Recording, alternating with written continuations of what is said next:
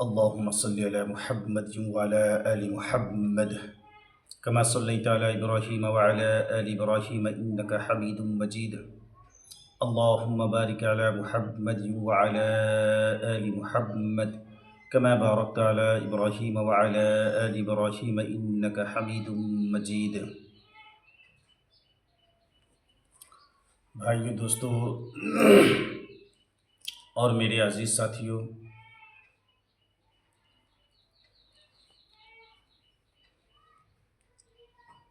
آج کی حدیث ہے رمضان المبارک.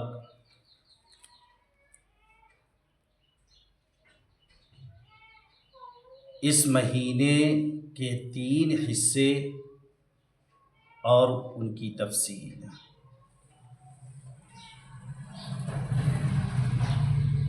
افطار کی فضیلت ارشاد فرمانے کے بعد فرمایا ہے کہ اس مہینہ کا اول حصہ رحمت ہے، یعنی حق تعالی شانہ کا انعام متوجہ ہوتا ہے، اور یہ رحمت عامہ سب مسلمانوں کے لیے ہوتی ہے. اس کے بعد جو لوگ اس کا شکر ادا کرتے ہیں ان کے لیے اس رحمت میں اضافہ ہوتا ہے.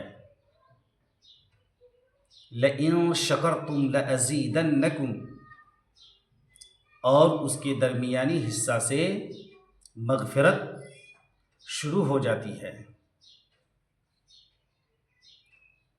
یعنی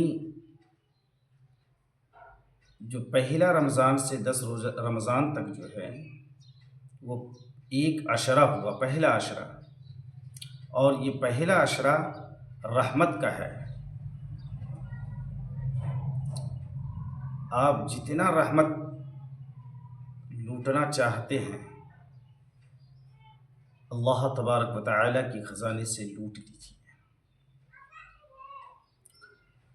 اور 11ویں رمضان سے دوسرا عشرہ شروع ہو جاتا ہے اور وہ عشرہ مغفرت کا ہے.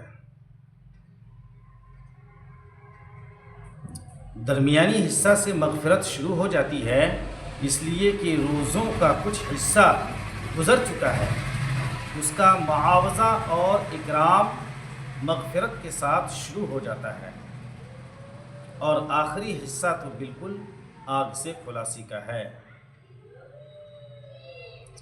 اور تیسرا عشرہ جو ہے جو 21ویں رمضان سے شروع ہوتی ہے وہ آگ سے خلاصی کا ہے. اور بھی بہت سی روایات میں ختم رمضان پر آگ سے خلاصی کی بشارتیں وارد ہوئی ہیں. رمضان کے 3 حصے کیے گئے جیسا کہ مضمون بالا سے معلوم ہوا.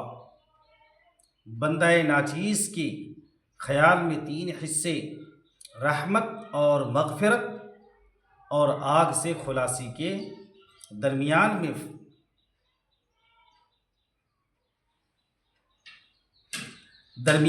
فرق یہ ہے کہ آدمی 3 طرح کے ہیں. ایک وہ لوگ جن کے اوپر گناہوں کا بوجھ نہیں، ان کے لیے شروع ہی سے رحمت اور انعام کی بارش ہو جاتی ہے. دوسرے وہ لوگ جو معمولی گناہ گار ہیں، ان کے لیے کچھ حصہ روزہ رکھنے کے بعد ان روزوں کی برکت اور بدلہ میں مغفرت اور گناہوں کی معافی ہوتی ہے. تیسرے وہ جو زیادہ گناہ گار ہیں، ان کے لیے زیادہ حصہ روزہ رکھنے کے بعد آگ سے خلاصی ہوتی ہے. اور جن لوگوں کے لیے ابتدا ہی سے رحمت تھی اور ان کے گناہ بخشائے تھے، ان کا تو پوچھنا ہی کیا ہے کہ ان کے لیے رحمتوں کے کس قدر انبار ہوں گے.